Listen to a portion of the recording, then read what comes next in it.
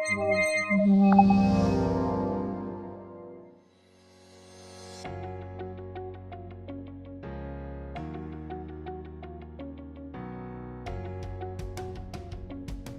have been looking at the infrastructure for delivering back the voluntary national review for the Sustainable Development Goals and the Wellbeing Future Generations Act in a devolved capacity for Wales.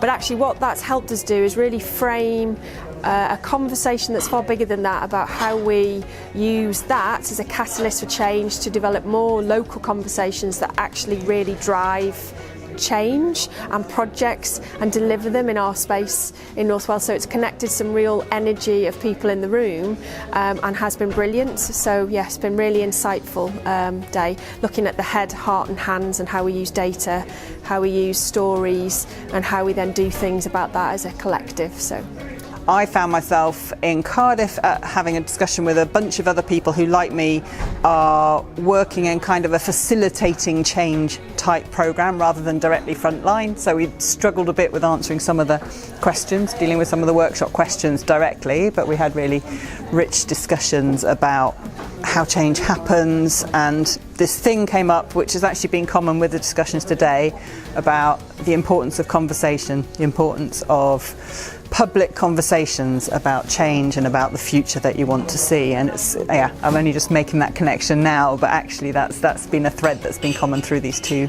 events. This is the start, not the end of the conversations, and that the VNRs have been a real catalyst to start that discussion and that conversation, to have everybody's voices heard in the right space and drive that forward. I think what I'd like to see happen next is some reflection on both events, to think about how have people responded to some of the evidence that's been given, how we can take that evidence and turn it into framing challenges better, and then also perhaps think about who isn't in the room. One of the things that we always say from a systems leadership point of view is it needs to be different, perhaps different conversations with different people. So I think we need to challenge ourselves on that. Who isn't in the room and how can we begin the conversation with them? Because the future generations of this country will expect that and they deserve nothing less.